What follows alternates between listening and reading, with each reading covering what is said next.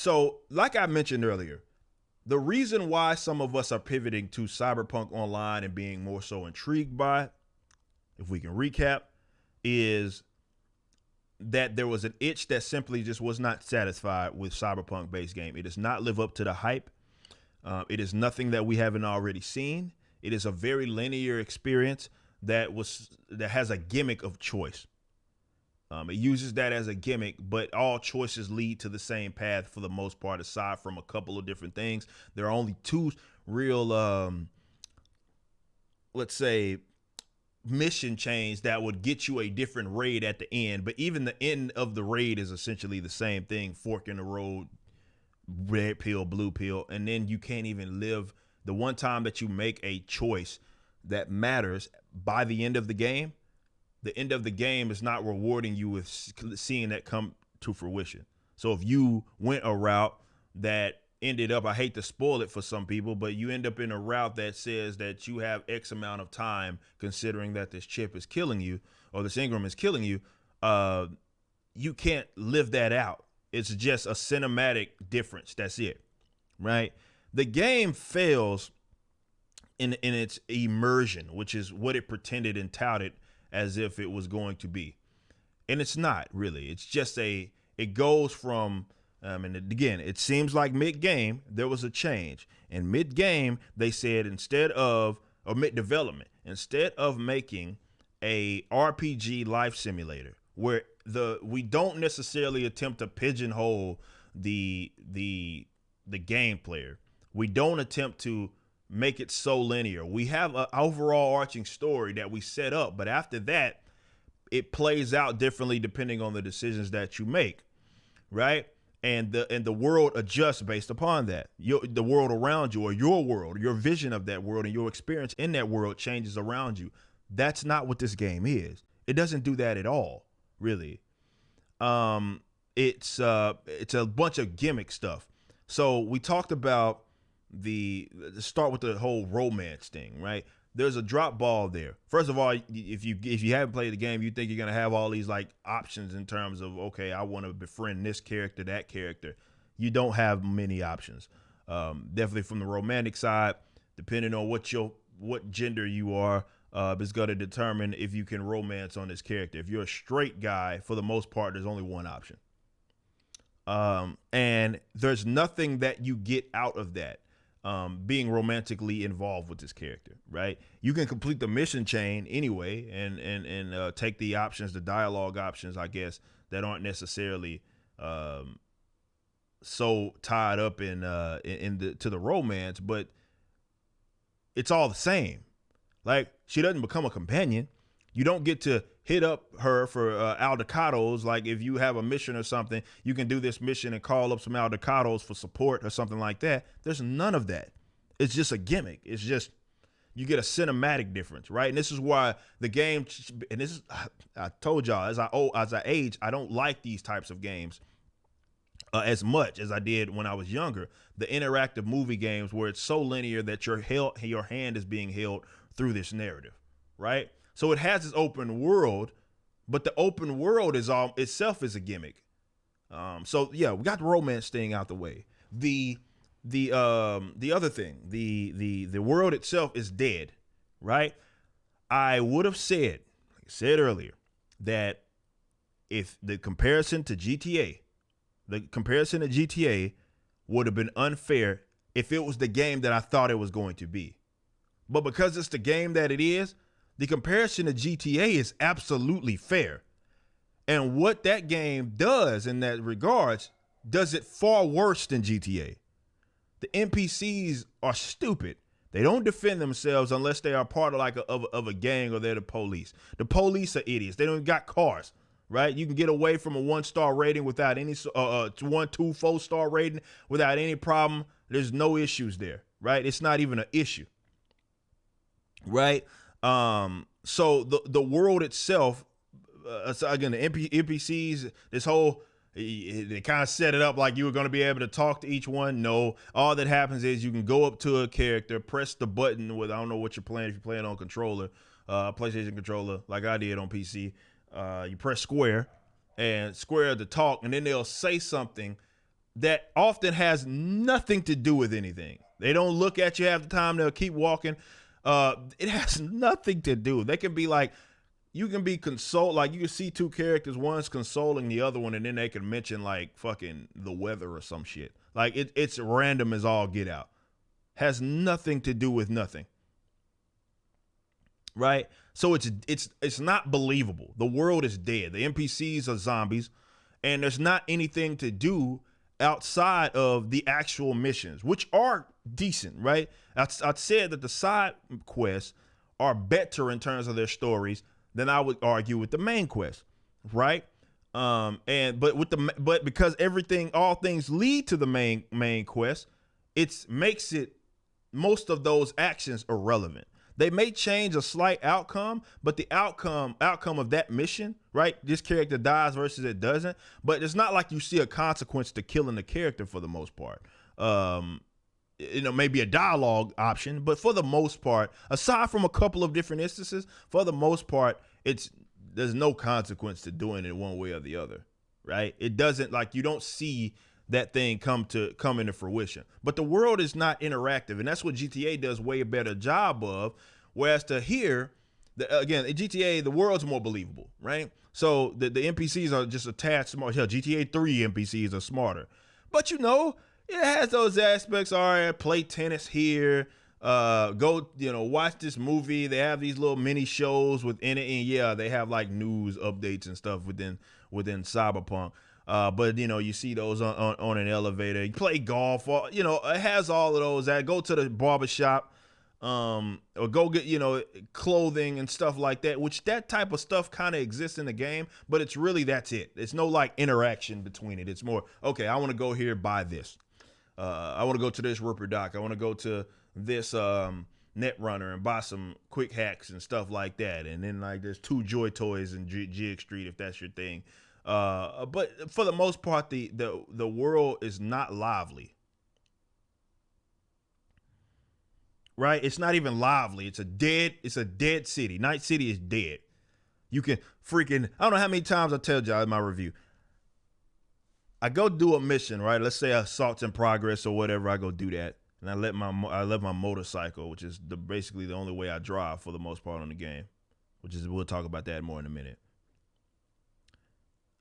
I put the motorcycle in the road, and I come back and there's a pile up, because it seems like all they did was code, like, I don't know, where the characters go, where they walk, and where they drive.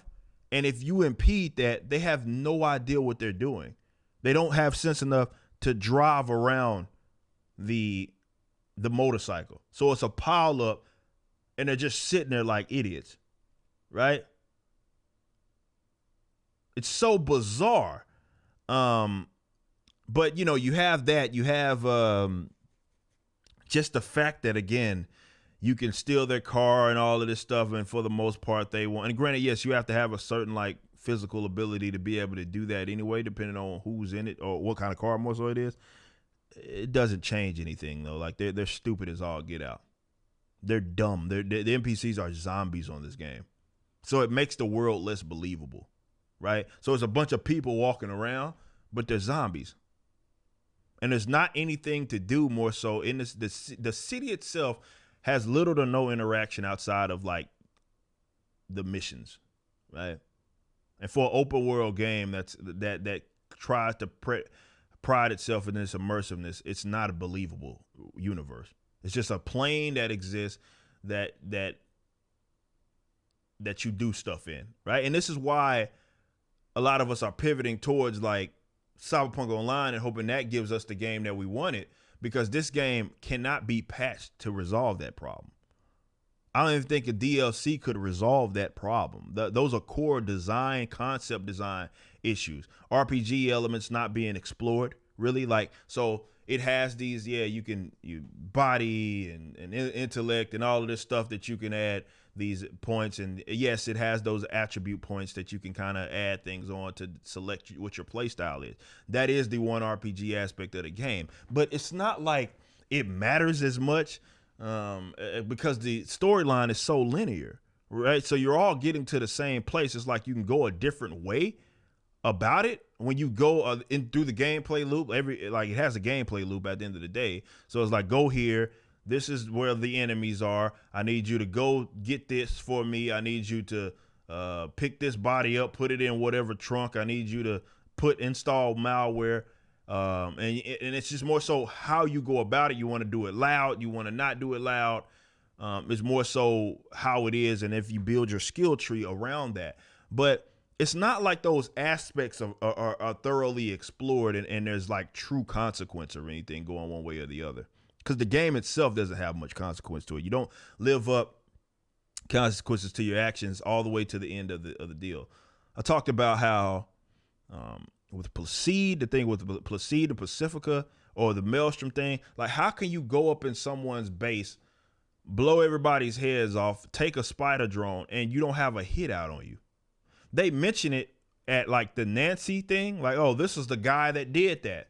But that's it. Like, it's not like if the world was as immersive as what it should have been, or what it could have been, the Maelstrom guy should have been trying to kill me everywhere I went. The Voodoo Boys, after I shotgun Placide in his face, should have been all after me. But I can go back to Pacifica, go to the Ripper dock like nothing happened.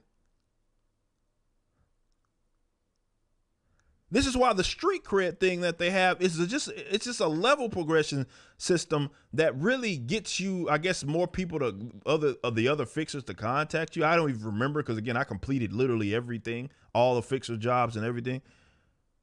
But it doesn't mean anything. You build you can become legend status. What does that mean? It's not like you go somewhere and people are like, hey, that's that guy, go get him. Like, no, it's none of that.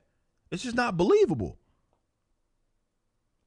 It's a linear thing. And again, some of that is, to me, a pivot from the development because they had aspects that could have been explored. There's no aerial. Had there no aerial? There's like no aerial combat in this game at all. There's nothing that you do in the air. Everything is grounded.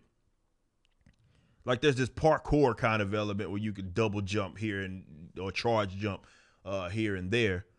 But there's nothing aerial that you ever do. You ride in an AV, and that's it. But like the AV that you ride in, it's like basically a big loading screen. Like there's no aerial combat. There's no, unless you're shooting one of their like drones or something that's in the air or one of their vehicles. There's nothing there. Like this game is grounded as hell, and it's not even the good kind of grounded. Like, this is why I was saying, like, GTA, the comparison's fair, and what GTA does is in that aspect, is way better from the world development.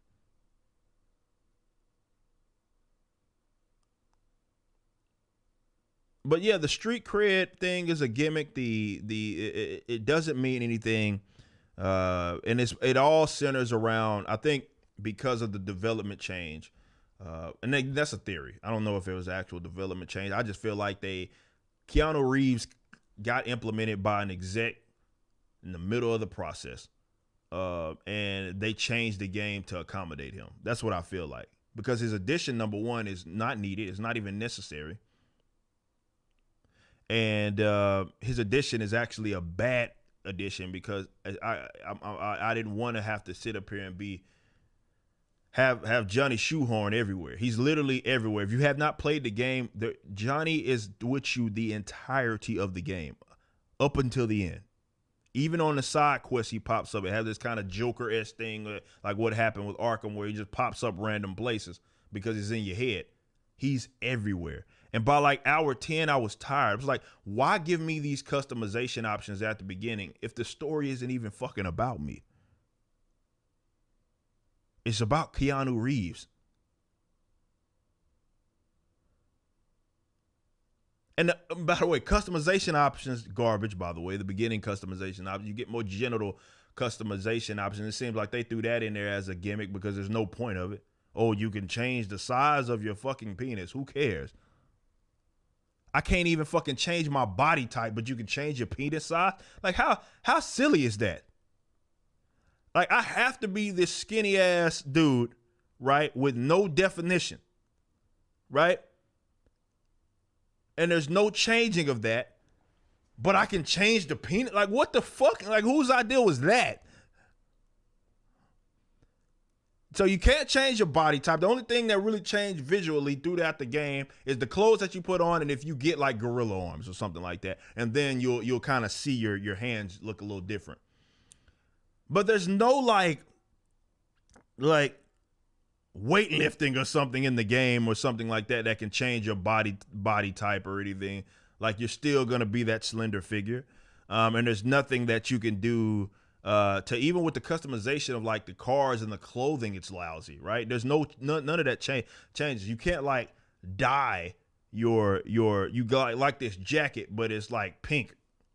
You can't like go dye it or anything. You can't like you got this car and you want to, that's what GTA. GTA did an incredible job with all the things that you can do to the different cars that you own, from the paint jobs and stuff like that.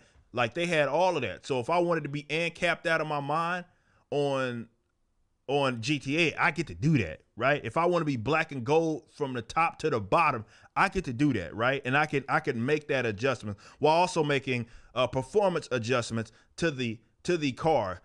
That doesn't even exist. That doesn't even exist. It's not even a thing. You buy the car and it's yours and that's it. And then it's like not even like this immersive way to really buy the car, like for the most part. Like it's no, I go to the internet and I purchase it and then I gotta have it delivered to me or something like that. It's none of that. It's cars randomly sitting in the fucking parking lot. Do you want to buy it? Okay, go to it, press square, buy. Like this game does absolutely, it does nothing for like in terms of immersiveness that other games have not done a far better job, namely GTA. GTA's world is believable, and unfortunately, we may be waiting for Rockstar to come out with either GTA Online 2 or it may not be 6 or something like that. We may be waiting for them to give us the true next gen open world RPG experience, because I thought it was gonna be Cyberpunk. It was not Cyberpunk. It was not Cyberpunk at all. It could have been. And maybe it will be Cyberpunk Online. But the fact that they didn't, there's no real consequence to the actions that you have in terms of how the relationships in the world around you change it, anything like none of that. Nobody cares. You go blow off the heads of all the Maelstrom guys, and they don't do shit for the most part. Nothing. Nobody has a hit on you. It's not believable. The world's not believable. It's just cool things to do with the missions, and the missions are fleshed out in terms of their stories, but they all lead to a dead end for the most part because it has to work towards this main Keanu Reeves inspired thing. It's a game that does nothing new. So it's completely overhyped. What could have been a like the whole brain, how did they not, like the brain dance thing was a genius idea, right? That was a great implementation. And they almost don't even explore it. There's a few mission types where you go about brain dancing, like the shit you do with River, and you had to go in that little dude's dreams and stuff like that. And then you had, obviously when you first get introduced to it with Judy, and you're doing that thing with Evelyn, and there's like another instance. But for the most part, there's nothing else you can do. There's no other thing that they did with that, which they could have, right? They could have done so much with the brain dance. Doesn't even get explored. Underwater, that was a gimmick. There's only one underwater mission, and everything else underwater is you doing like a police thing, right? You do a police thing, and you gotta swim down there, which in some very shallow water to get like some evidence or something. But that's really the only thing that's done underwater. Like there's no like that was a finesse. That was a finesse like no other, because that's really the only mission that when you're swimming around with Judy, that's really the only thing. So the game, it failed to deliver there. It's just a decent open world action game, action adventure game. That's what the game is. but it does not deliver on the RPG elements that would seem to be promised. And the whole up until the gameplay trailer, excuse me, and they're talking about the decisions you make will shape how the story unfolds. And no, it doesn't. For the most part, it's just different dialogue options to get to the same fucking place. Aside from 2 mission changes that'll get you a different ending. But aside from that, that's it. There's nothing that you get out of that. It fails to deliver, and unfortunately, if it didn't go that route, I wouldn't have changed it. I wouldn't have compared it, excuse me, to GTA. But because it went the route that it did, I have to compare it to GTA. And GTA does a way better job than what Cyberpunk does in making its world believable. Even in its base game where it's more linear because there's a story being told with Franklin and all of them. But even with their world just being way more believable and interactive, it does a far better job. Far better job.